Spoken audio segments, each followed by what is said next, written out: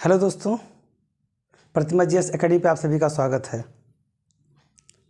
कहते गिरते हैं घुड़सवार ये मैदान जंग में, वो क्या गिरेंगे जो घुटनों के बल चलते हैं। ये तो आपने बहुत बार सुना होगा, लेकिन एक बार आप करके भी तो देखिए। मैदान में उतरिए, पढ़िए और शुरू करते हैं करंट अफेयर्स इसी के साथ। Henley passport index 2022। साथियों, हेनले पार्टनर्स, इनके द्वारा एक इंडेक्स जारी किया जाता है। हेनले पार्टनर्स के द्वारा इंडेक्स जारी किया जाता है जो विश्व के देशों के बारे में ये बताता है, देशों के बारे में एवं उनकी साख के बारे में। साख मतलब क्रेडिट के बारे में ये बताता है। और क्रेडिट किसकी? पासपोर्ट की। कि यह बिना वीजा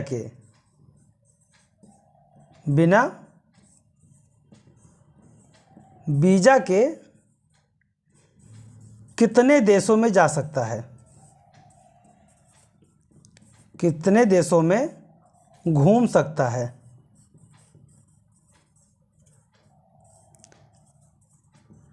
यानी कि वीजा की जरूरत ना पड़े, केवल पासपोर्ट से ही वह कितने देशों में घूम सकता है। यानी ऐसी क्रेडिट जो विश्व के समुदाय में, विश्व के पटल पर एक पासवर्ड के ताकत को दर्शाता है। तो ऐसा रिपोर्ट कौन जारी करता है? हेनले पार्टनर्स के द्वारा जारी किया जाता है। इंडेक्स का नाम क्या है? Henley passport index. और साथियों, ये साल में 3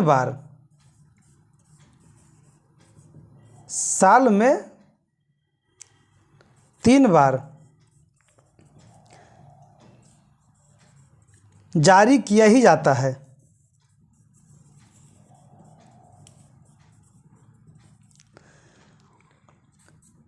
जैसे एक होता है क्वार्टरली, छमाही, फिर वार्षिक। तो ये 3 बार जारी किया जाता है। इसमें सबसे जो ताकतवर पासपोर्ट है वो जापान का है। जापान का जो पासपोर्ट है वो इतना ताकतवर है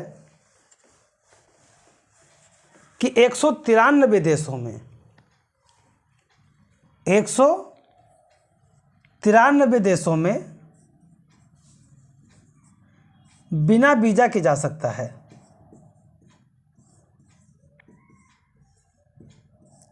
बिना वीजा के 193 देशों में जा सकता है। यानी कि इस इंडेक्स में जापान का प्रथम स्थान है। जापान का प्रथम स्थान है। और प्रथम स्थान के साथ में वो 193 देशों में केवल जापान का पासपोर्ट लेकर के जा सकता है।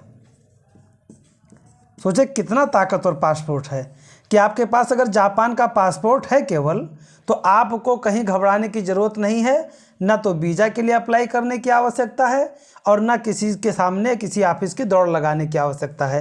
केवल जापान का पासपोर्ट आपके पास होना चाहिए और आप 193 देशों में जा सकते हैं। हाँ, किराया आपके पास होना चाहिए। जहाज़ का किराया नहीं होगा तो नहीं जा पाओगे, किराया तो होना ही चाहिए। तो जापान नंबर 1 पर है, 193 देशों में जा सकता है केवल पासपोर्ट धारण करके। अब नंबर 2 पे सिंगापुर है। सिंगापुर और दक्षिण कोरिया का लगभग समान स्थिति है, लेकिन फिर भी रैंक के रूप में सिंगापुर दूसरे नंबर पर है। सिंगापुर दूसरे नंबर पर है। और सिंगापुर के पासपोर्ट से, तो सिंगापुर पासपोर्ट धारण करके आप 192 देशों में जा सकते हैं। यानी 192 देशों में घूमने के लिए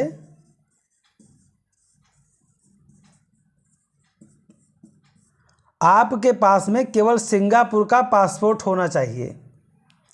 यह नंबर 2 पर है। और नंबर 3 पर दक्षिण कोरिया है।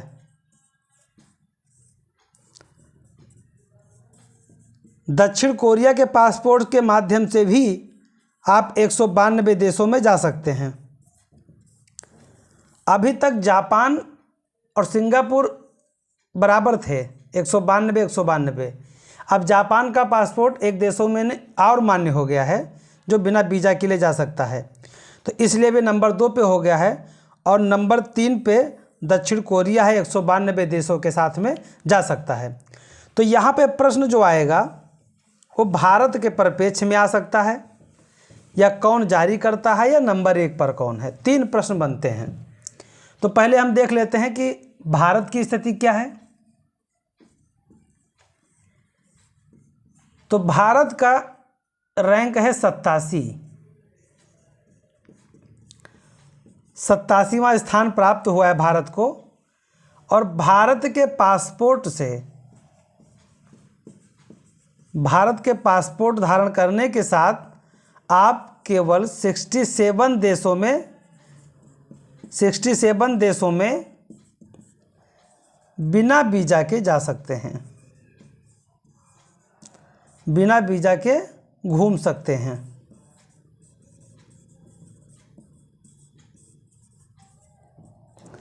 तो भारत का स्थान 87वां, कितने देशों में अनुमति है? 67 देशों में बिना वीज़ा के घूम सकते हैं।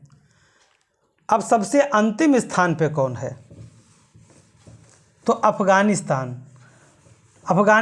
पाकिस्तान, ईरान, इन लोगों का पासपोर्ट बहुत बेकार है। अंतिम स्थान पर है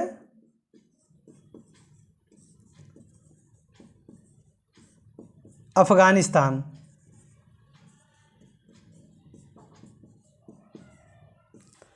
और नीचे से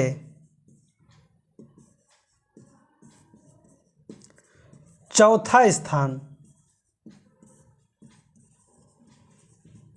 पाकिस्तान का है। मतलब इन लोगों का पासपोर्ट अगर है तो गाली है इनके नाम पे, धब्बा हैं ये लोग, बहुत बेकार है। इनका तो बहुत बेकार है, इनका भी बेकार ही है। सबसे नीचे तो अफ़गानिस्तान ही है, लेकिन ऐसा इसलिए हो गया क्योंकि तालिबानियों की वजह से ऐसा हुआ है। लेकिन पाकिस्तान तो बहुत बेकार है। यहाँ पे आतंकवादी घटनाएं ज़्यादा होती रहती हैं। ये लोग लालची प्रवृत्ति के होते हैं, इसलिए ऐसा है। अब यहाँ प्रश्न कैसे कैसे आएंगे। पहला तो प्रश्न ये आएगा कि हेनले पासपोर्ट इंडेक्स जारी कौन करता है? जारी करता कौन है? तो जारी करता है हेनले पार्टनर्स, हेनले पार्टनर्स ये जारी करता है। पहला प्रश्न। दूसरा प्रश्न है कि नंबर 1 पर कौन है? तो नंबर 1 पर जापान है। कितने देशों में? 193 देशों में घूम सकता है बिना वीज़ा के। और तीसरा क्वेश्चन ये होगा कि भारत का स्थान क्या है? भारत का स्थान तो 87 है। कितने देशों में जा सकता है? 67 देशों में। और अंतिम स्थान पे कौन है? तो अंतिम स्थान पे है अफ़गानिस्तान।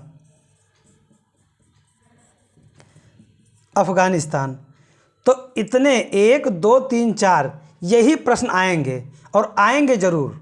जो भी आगामी एग्ज़ाम होगा, एग्ज़ाम कोई भी हो, इन्हें आना ही आना है। तो मोस्ट इम्पॉर्टेंट, ये हर साल किसी न किसी एग्ज़ाम में ज़रूर पूछा जाता है। अगला पॉइंट है हट्टी समुदाय। हट्टी समुदाय अब ये क्या है? हट्टी समुदाय। पहले चीज़ अब ये ध्यान रखिए कि हट्टी क्या है। तो आप अर्थव्यवस्था में जानते होंगे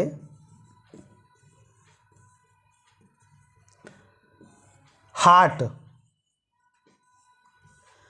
गांव में अक्सर आप सुनते होंगे लोग कहते हैं कि बाजार हाट जाओगे, बाजार हाट जाना है, बाजार हाट कर लीजिए, बाजार हाट करने के बाद कोई काम कीजिए। आपने अक्सर ऐसा गांव में सुना होगा। तो ये जो हाट शब्द आता है, बाजार का मतलब होता है स्थायी,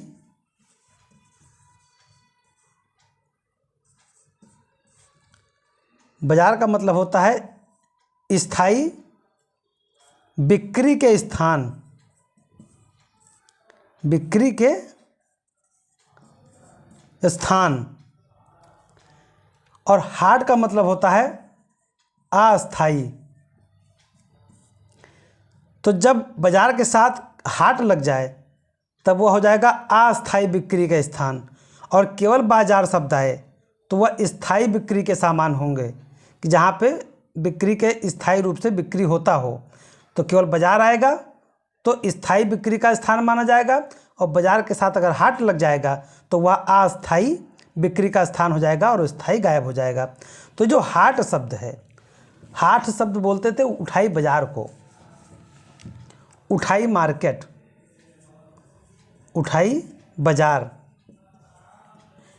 यानी आज यहाँ मार्केट लगेगा, कल दूसरे गांव में, परसों तीसरे गांव में, ऐसे ऐसे करके अलग अलग गांव में बाजार लगते रहते थे। तो ये जो हाट बाजार होता था, इसमें ये लोग क्या करते थे? सब्जी बेचते थे, सब्जी, मांस,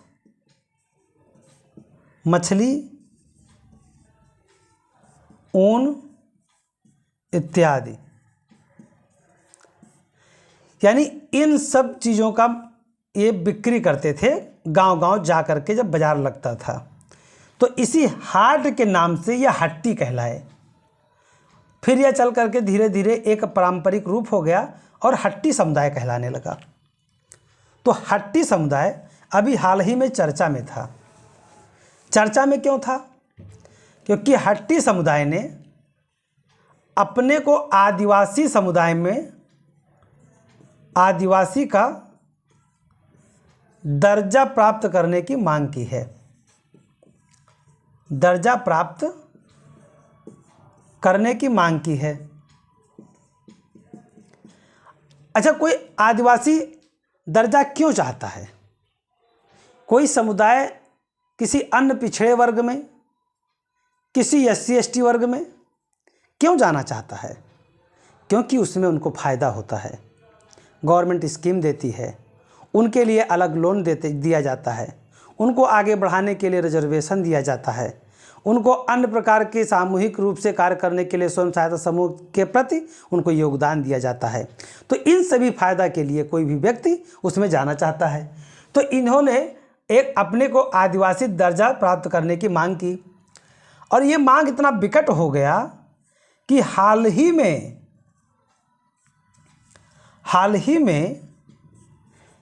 केंद्र ने, यानी केंद्र सरकार ने इस पर विचार करने की बात कही है कि विचार किया जाएगा कि इन्हें यह दर्जा दिया जाए। तो ये कहाँ के, किस प्रांत के हैं? तो ये हिमाचल प्रांत के हैं। हिमाचल प्रांत, हिमाचल प्रदेश। हिमाचल प्रदेश में सिरमौर जिले के तानागिरी क्षेत्र में, तानगिरी क्षेत्र में रहते हैं। माना जाता है कि इनकी जो जनसंख्या है लगभग 3.5 लाख के आसपास है, लगभग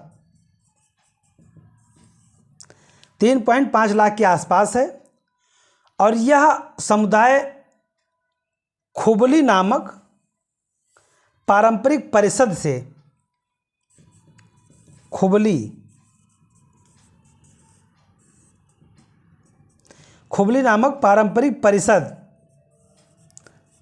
परिषद से संचालित होती है। तो खुबली परिषद क्या है, ये किस तरह काम करती है? हो सकता है बड़े एग्जाम में पूछ रहे खुबली परिषद किससे संबंधित है। छोटे एग्जामों में तो सीधे यही पूछेगा, यह तो पूछेगा कि अभी हाल ही में केंद्र सरकार ने आदिवासी समुदाय को, एक समुदाय को आदिवासी में दर्जा देने पर विचार करने की बात कही है, उसका क्या नाम है? तो हट्टी समुदाय। किस प्रांत का है? हिमाचल प्रदेश का। अभी बताते हैं कि किस तरह प्रश्न पूछेगा। पहले खुबली के बारे में जान लीजिए। खुबली, खुबली एक परिषद है। इसी परिषद से इनका कानून संचालित होता है। किसका? हट्टी का।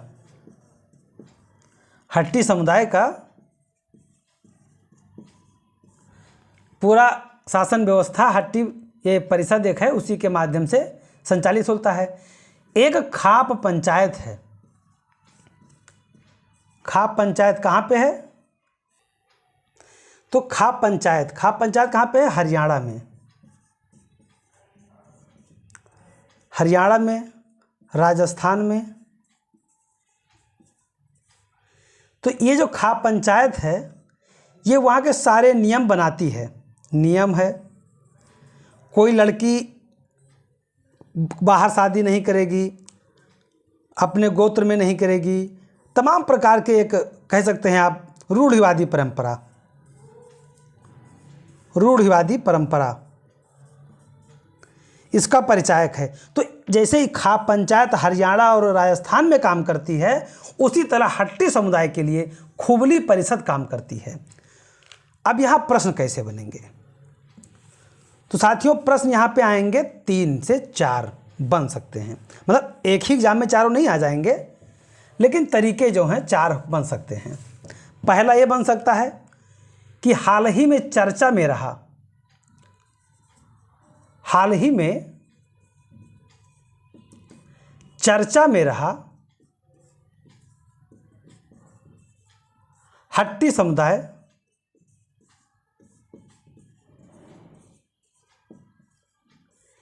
किस राज्य में है, किस राज्य का निवासी है? तो साथियों हिमाचल प्रदेश है।